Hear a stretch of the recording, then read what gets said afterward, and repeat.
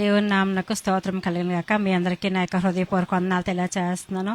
ఈ యొక్క దినాన్ని కలువరి కొండపైన 3 సిలువల గురించి ధ్యానం చేయాలని ఆశపడతా ఉన్నాను. నేను ఈ 3 సిలువలు ఏంటి అని మనం ధ్యానం చేసినప్పుడు గమనించినప్పుడు మొట్టమొదటిది యేసుప్రభు వారి యొక్క సిలువ, రెండవది మరి అక్కడ నిజంగా నేరం చేసిన ఇద్దరి యొక్క బందిపోటు దొంగల యొక్క సిలువలు మనం గమనిస్తూ ఉన్నాము.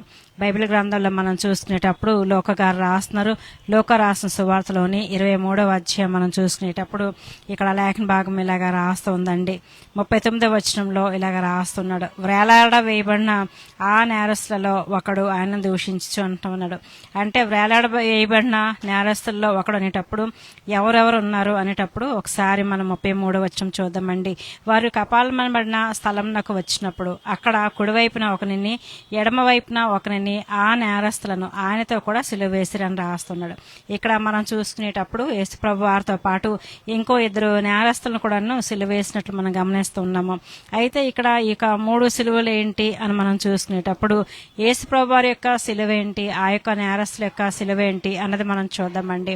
యేసుప్రభు వారి యొక్క సిలువ ఎందుకు ఏంటి అని మనం గమనించినప్పుడు యేసుప్రభు వారు ఏ నేరం చేయలేదు, ఆయన ఏ పొరపాటు చేయలేదు. కానీ మరి ఆయన నిరపరాధి అని నిరూపించబడినప్పటికీ కూడాను ఆయనకు సిలువ వేశారు. అసలు సిలువ అంటే ఏంటి అని మనం ఆలోచన చేసినప్పుడు సి అంటే శిక్షార్థమగు, లు అంటే లులివిడి, హీనమగు, వా అంటే వధస్తంభము. అంతటి మరి హీనమైన ఒక వధస్తంభంలోకి యేసుప్రభు వారికి శిక్ష విధించడానికి కారణం ఏంటి? ఆయన ఏ నేరం చేయకపోయినప్పటికీ అని మనం ఆలోచన చేసినప్పుడు ఆయన నేరం చేయకపోవడం వలన ఆయనకి సిలువ వేయలేదు. కానీ ఆయన తనంతట తానే మన గురించి తను తాను దేవునికి సమర్పించుకున్నారు. ఎందుకనంటే ప్రాముఖ్యమైన 5 కారణాలు మనం చూద్దామండి. మొదటి కారణం ఏంటంటే ఆయన దేవుడు అయ్యుండి కూడా మానవుల్ని ఎంతగానో ప్రేమించడం, మానవుని పట్ల ఉన్న మరి అపారమైన ప్రేమ మనం గమనిస్తూ ఉన్నాం. మొట్టమొదటి కారణం మనం చూసుకునేటప్పుడు యోహాను రాసిన సువార్త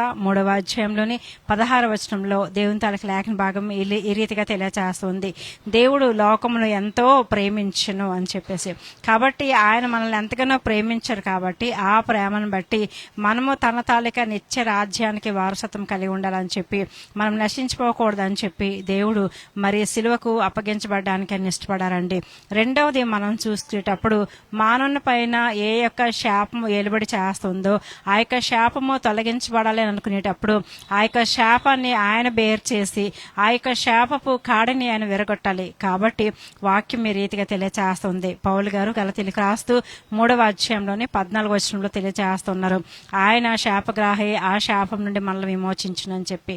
సో మొట్టమొదటి కారణము ప్రేమ, అపారమైన ప్రేమ. రెండవది శాపాన్ని ఆయన మరి విడగొట్టడానికి, శాపాన్ని నుంచి విడుదల కలుగు చేయడానికి, శాపం నుంచి విమోచన కలుగు చేయడానికి. మూడవది ఏంటంటే మరి మన యొక్క పాపం నుంచి విమోచించడానికి.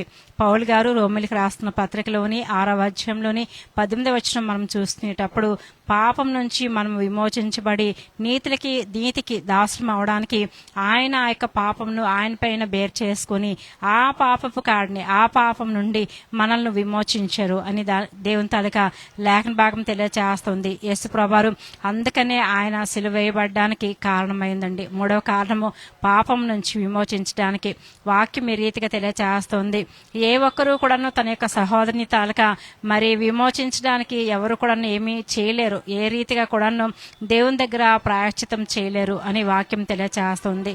కీర్తనకారుడు ఇలాగ రాస్తున్నాడు. కీర్తనలు 49వ సంకీర్తన 7 నుంచి 9 వచనాల వరకు, లేకపోతే 9 చరణాల వరకు మనం చూసుకునేటప్పుడు మరి వారి ప్రాణ విమోచన క్రయము చాలా, ధనము చాలా గొప్పది కనుక వాళ్ళు ఏమాత్రము ఏమీ చేయలేరు. నిత్యము బ్రతకాలంటే ఖచ్చితంగా ఎవరు దానికి విమోచన చేయాలి, ఎవరు తను సమర్పించుకోవాలి, ఎవరు ప్రాయశ్చిత్తం చేయాలంటే సాక్షాత్తు దేవుడే. దేవుడు సంపూర్ణమైన మానవుడుగాను సంపూర్ణమైన దేవుడుగాను ఈ లోకంలో జీవించి మన యొక్క విమోచన కొరకై ఆయన ఈ రీతిగా సిలువ వేయబడారండి. కాబట్టి మొట్టమొదటి కారణము అపారమైన ప్రేమ, రెండవది శాపం నుండి విమోచించడానికి, మూడవది పాపం నుంచి విమోచించడానికి, నాలుగవది ఏంటి అని మనం చూసుకునేటప్పుడు తన తాలూకా సొత్తుగా మనం చేసుకోవడానికండి. పౌలు గారు తీతుకు రాసిన పత్రికలోని 2వ అధ్యాయంలోని 14వ వచనంలోని ఇలాగ రాస్తున్నాడు, మరి తన యొక్క ప్రజలందరినీ కూడా తన తాలూకా సొత్తుగా చేసుకోవడానికి ఆయన తను సమర్పించుకొని శిలువ మరణం పొందారు అని రాస్తున్నారు. కాబట్టి ఇన్ని మంచి కారణాల చేత, మరి కారణాల వలన యేసుప్రభు వారు శిలువ వేయబడ్డారు. అయితే ఇక్కడ ఆయన కుడివైపున ఉన్న దొంగ, ఎడమ వైపున ఉన్న దొంగ, వాళ్ళు నేరస్తులుగా పరిగణించబడ్డారు, వాళ్ళు నేరం చేశారు. అయితే ఇప్పుడు అక్కడ జరుగుతున్న సంభాషణ ఏంటి, అక్కడ ఇంకెవరెవరు ఉన్నారు ఏంటి అని మనం చూసినప్పుడు, వీళ్ళు ముగ్గురు శిలువలో వేలాడుతున్నప్పుడు ఆ క్రిందన అనేక మంది ప్రజలు, సైనికులు, శతాధిపతులు, అధికారులు అక్కడ ఉన్నారండి. ఆ చుట్టూ వెళ్తున్న మరి అనేక మంది జనసమూహము కూడాను మరి అపహసిస్తూ హేళన చేస్తున్నారు. వీడు ఈ లోకంలో ఉండేటప్పుడు అనేకులను రక్షించాడు, ఇప్పుడు తనను తాను రక్షించుకోలేడు అని కొంతమంది, నిన్ను రక్షించుకో అని చెప్పేవాళ్ళు కొంతమంది. ఇలాగా అంటున్న నేపథ్యంలోని యేసు ప్రభువారి యొక్క మరి స్పందన ఏంటి అని మనం చూసుకునేటప్పుడు, ఆయన శిలువ పైన మొదటి మాట ఈ రీతిగా పలుకుతూ ఉన్నారు. ఇదే లేఖన భాగంలో మనం చూసుకునేటప్పుడు, తండ్రి వీరేం చేయుచున్నారు, వీరెరుగురు కనుక వీరిని క్షమించమని చెప్తున్నాడు. లోకరాసిన సువార్తలోని 23వ అధ్యాయంలోని 34వ వచనంలో ఈ భాగం మనకు కనబడుతుంది. అయితే ఈ మాటను బట్టి అక్కడున్న ఒక దొంగ తను వెంటనే స్పందించి మనము ఇన్ని తప్పులు చేసి, ఇన్ని నేరాలు చేసి ఇక శిక్ష అనుభవిస్తూ ఉన్నాము, ఈయన ఏ నేరము చేయకపోయినప్పటికీ కూడా ఈయనకి శిక్ష విధి వచ్చింది కదా అని చెప్పి తనలో తాను ఒక పశ్చాత్తాపం అనేది ఏర్పడిందండి. ఇంకొక దొంగకి అయితే పశ్చాత్తాపం రాలేదు, కానీ ఆయన యొక్క యేసుప్రభుని ఏం చెప్తున్నారంటే, నిన్ను నీవు రక్షించుకో, మమ్మల్ని కూడా రక్షించు అని చెప్తున్నాడండి. రండి చూద్దాము.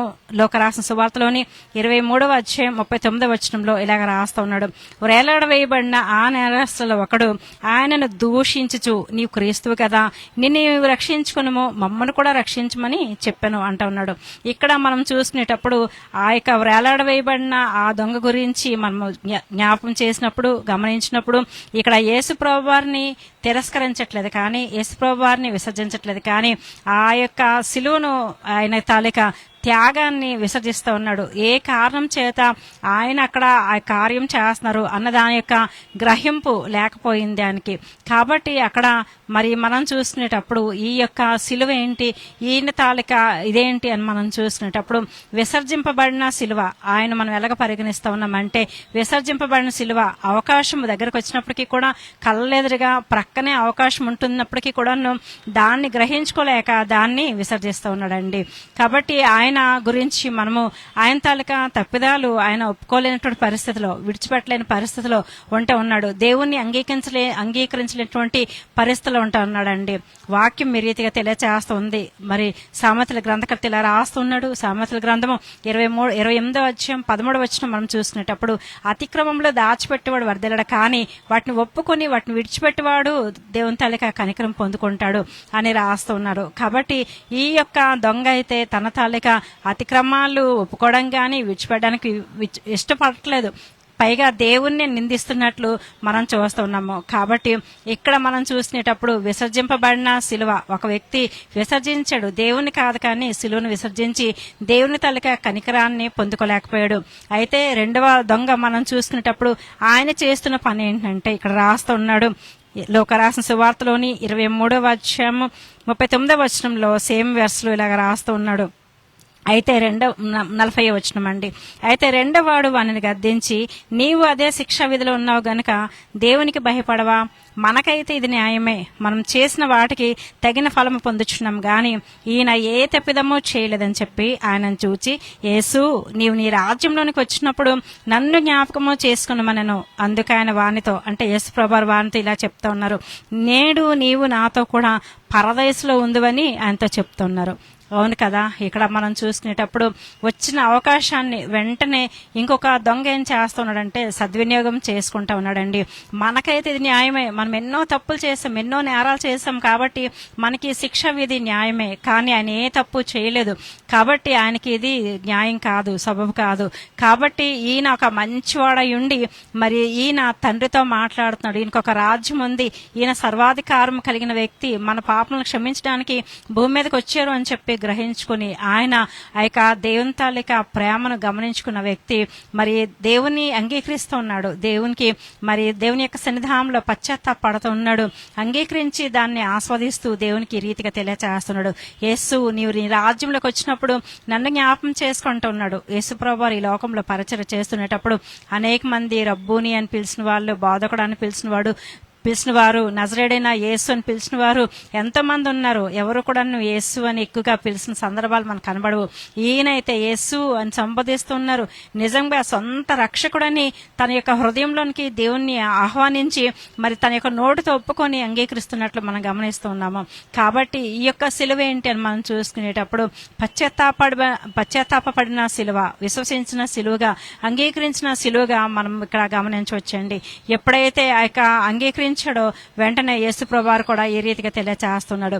నేడు నీవు నాతో కూడా పారదైస్లో ఉంటున్నావు అని చెప్తున్నాడు. వెంటనే యేసు ప్రభువారు కూడా ఆయన తాలూకా తప్పిదములన్నీ క్షమించి ఆయన తాలూకా రాజ్యంలో చేర్చుకోవడానికి ఇష్టపడ్డారండి. ప్రియమైన దేవుని బిడ్డలారా, ఈ రోజు ఈ వాక్యం వీక్షిస్తున్న మీరు, మనం అందరము కూడాను యేసు ప్రభువారు అన్ని వేల సంవత్సరాల క్రితము కూడాను చనిపోయినప్పటికీ కూడాను ఆయన సిలువకు ఈ రోజుకి ఇప్పటి వరకు కూడాను ఎంతో విలువ ఉందండి.